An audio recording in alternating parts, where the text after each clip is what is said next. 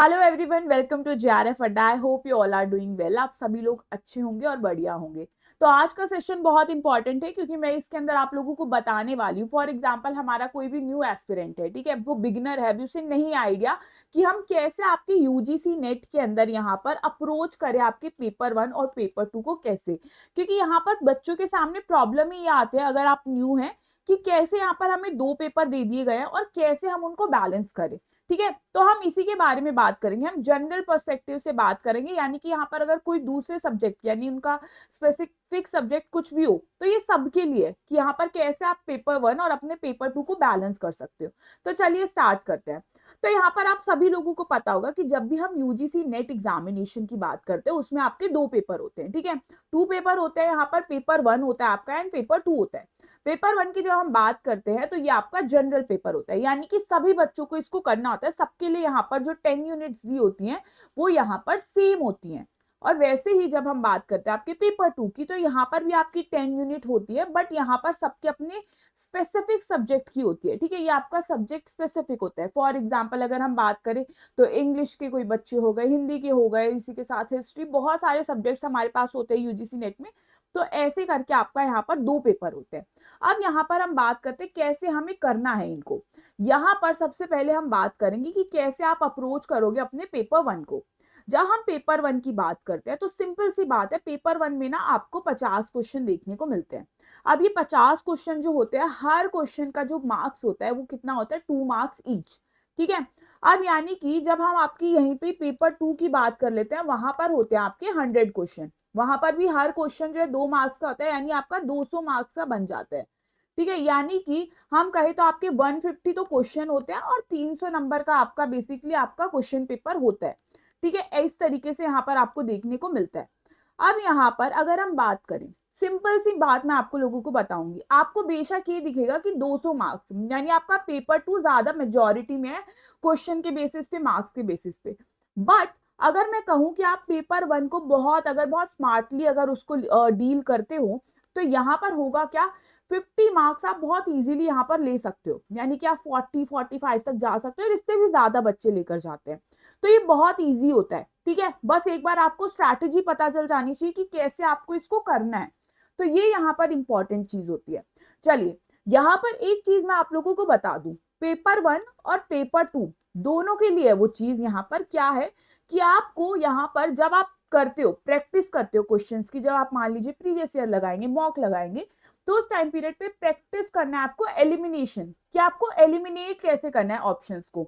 यही यहाँ पर सबसे ज्यादा इंपॉर्टेंट है। अब ये इतना इंपॉर्टेंट क्यों है, देखो, यहाँ पर आपको मान लीजिए 4 ऑप्शन दिए हैं, ठीक है। मान लो अब दो केसेस है, ठीक है, दो केसेस है। आपको मान लो कोई क्वेश्चन दिया है, उसके अंदर से आपको कुछ नहीं आता, ठीक है, तो आपको ये हेल्प करेगा कि आप एलिमिनेशन कर लो, तो आपको यहाँ पर कुछ ना कुछ आंसर निकल जाएगा।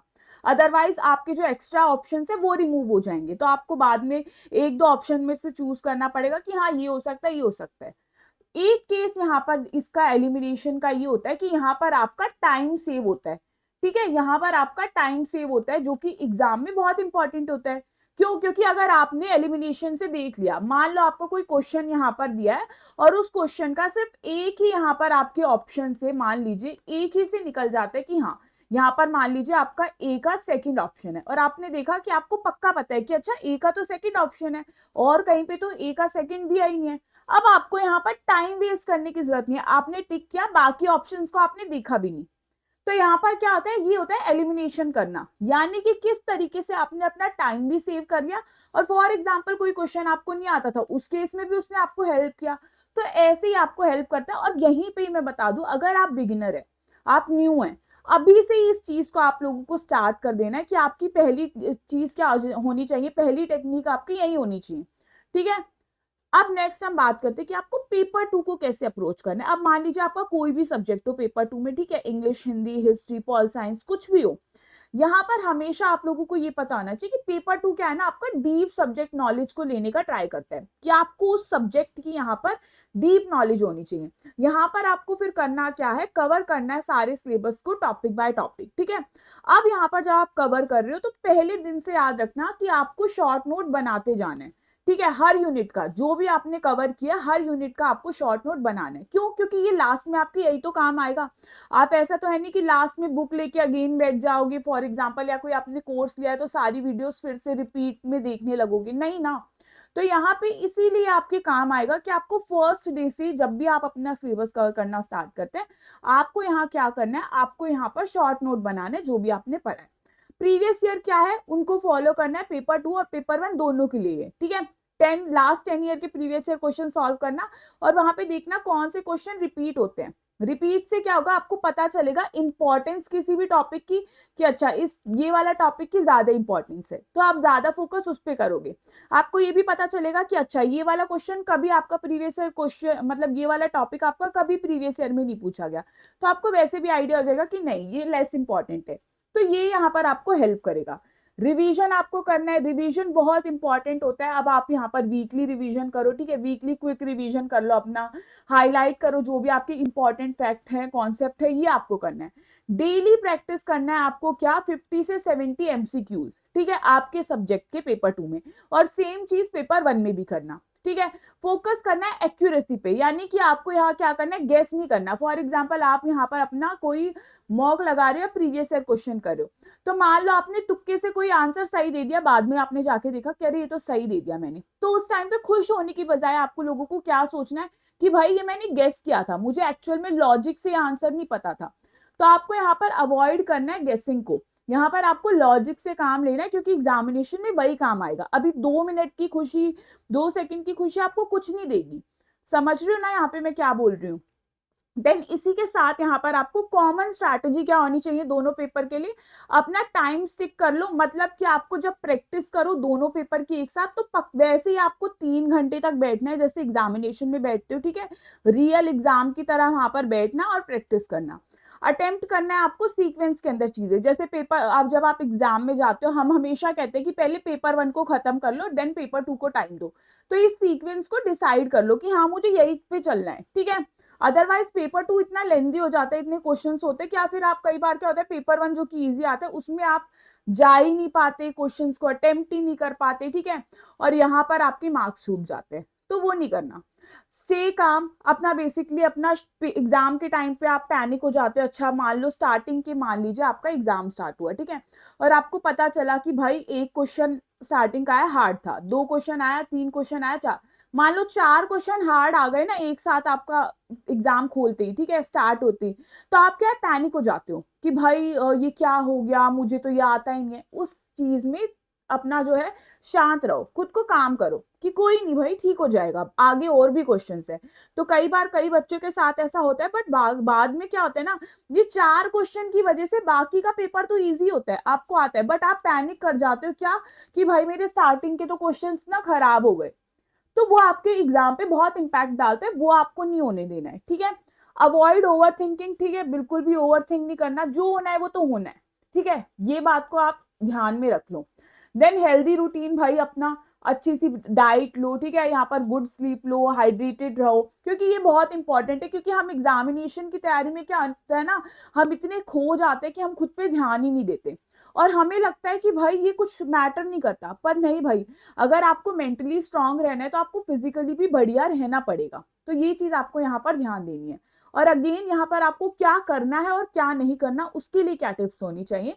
सबसे पहले इजी इजी क्वेश्चंस अटेम्प्ट करना स्टार्ट करो, ठीक है, इससे क्या होगा, आपके अंदर जो कॉन्फिडेंस है वो बिल्ड होगा। उसके बाद क्या है, यहाँ पर अपने नोट्स को डेफिनेटली रिवाइज करो, ये वो चीज है जो आपको डेफिनेटली करनी है, नहीं करोगे तो सिंपल सी बात है, फिर फेल हो जाओगे, फिर बैठ के रोगे, कोई फायदा नहीं है। क्यों? अगर मैं अभी आपको बता रही हूँ कि आपको ये करना है, तो इस चीज को डेफिनेटली फॉलो करो। हर चीज यहाँ पर कोई अपने एक्सपीरियंस से ही बोलता है, तो इसीलिए यहाँ पर अगर आप न्यू है, आपको कुछ बताया जा रहा है, तो डेफिनेटली उसको फॉलो करो, ये आपको हेल्प ही करेगा, कुछ भी नुकसान तो आपकी प्रिपरेशन के अंदर बिल्कुल नहीं पहुंचाएगा, ठीक है।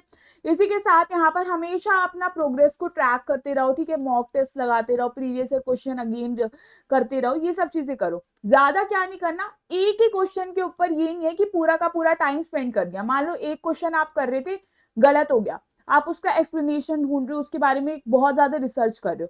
अगर आपको लगता है कि भाई बहुत टाइम हो गया इस पे, इस अगर मैंने अभी इस पे इतना टाइम ना दिया होता तो अभी मैं 4 टॉपिक कवर कर लेता, तो उसको एक क्वेश्चन को छोड़ दो। जब फ्री टाइम हो उस टाइम पे ट्राई करो कि मैं जब इसको देखूंगा, ठीक है। अदरवाइज बहुत सारे बच्चे यही होते हैं कि एक क्वेश्चन मान लो कुछ ऐसे हो जाता है तो भाई उसी के पीछे पड़ जाते हैं, नहीं ना, ठीक है। उसको बाद में लो, ठीक है। पहले अपना जो आपने एक पूरा का पूरा रूटीन बनाया है, यहाँ पर आपका टाइम टेबल दिन का बनाया है, उस चीज को फॉलो करो, ठीक है। लास्ट में जब फ्री हो उस चीज को देखो। तो बहुत ज्यादा टाइम एक क्वेश्चन पे स्पेंड, एक ही क्वेश्चन पे स्पेंड मत करना, ठीक है। पैनिक नहीं होना अगर कोई भी अननोन क्वेश्चन दिख गया, मान लो देखो, आप कभी भी कोई भी बुक पढ़ लो, ठीक है, कोई भी कोर्स ले लो, कई बार ऐसे क्वेश्चंस आ जाते हैं जो आपने ना उस बुक में पढ़े होंगे ना उस कोर्स में पढ़े होंगे, नहीं पढ़े होंगे, कुछ अननोन क्वेश्चन आ जाता है। तो ये नहीं है कि आप उनको देख के पैनिक हो गए, नहीं, ट्राई करो एलिमिनेशन से हो रहा है या नहीं, ठीक है। उसके बाद थोड़ा और यहाँ पर अपना लॉजिक लगाओ, खुद का सोचो, अगर फिर भी नहीं हो रहा तो इट्स ओके ना, ठीक है। ये थोड़ी कि एक क्वेश्चन से यहाँ पर आपकी पूरी की पूरी दुनिया लुट गई, नहीं ना। यहाँ पर सिंपल सी बात है, यहाँ पर अगर आपने बाकी चीजों की बहुत अच्छे से प्रिपरेशन की है, बहुत सारे टॉपिक बहुत अच्छे से प्रिपेयर किए हैं, तो यहाँ पर जो हम कहते हैं ना कि एक क्वेश्चन बहुत इंपॉर्टेंट होता है, बट अगर वो एक क्वेश्चन अगर एग्जामिनर ने सेट ही ऐसे किया है कि नहीं मुझे एग्जामिनेशन का लेवल हाई करना है, मैंने इसलिए इस अननोन क्वेश्चन को डाला है जो कि बच्चों को नहीं आता होगा, तो वो सबके लिए ही हार्ड होगा, ठीक है। उसके ऊपर इतना पैनिक करने की जरूरत नहीं है। अपना बाकी चीजों पे ज्यादा फोकस करो, उनको खराब मत करो। तो आपको यहाँ पर ये सारी चीजें करनी है। एंड अगेन यहाँ पर आप लोगों के लिए एक मोटिवेशन जो है मैं दे देना चाहूंगी कि your knowledge is your strength, ठीक है। आपकी नॉलेज क्या है, आपकी स्ट्रेंथ है। और बट इसी के साथ यहाँ पर जो आपकी स्ट्रैटेजी है वो आपका वेपन है। अब आपके पास कितनी ही नॉलेज हो, बट अगर आपके पास एक राइट स्ट्रैटेजी नहीं है कि मुझे कैसे उसको यूज करना है, फॉर एग्जाम्पल आपने पूरा पढ़ लिया पर आपको नहीं पता कि एग्जाम में मैं इसे कैसे यूज करूंगा, तो कोई फायदा नहीं है। तो यहाँ पर जब आपकी नॉलेज स्ट्रेंथ है ना, तो आपकी जो स्ट्रैटेजी रहेगी वो आपका वेपन है। तो आपको अगर यूजीसी नेट क्लियर करना है तो आप दोनों को लेकर चलोगे, दोनों को आपको यूज करना पड़ेगा इस यूजीसी नेट की बैटल को जीतने के लिए। तो ये चीज आपको यहाँ पर ध्यान देनी है। तो thank you so much, I hope आपको ये बहुत ज्यादा बेनिफिट दे ये वीडियो, और इसको आप डेफिनेटली यूज करें अपने डेली रूटीन के अंदर। Thank you so much.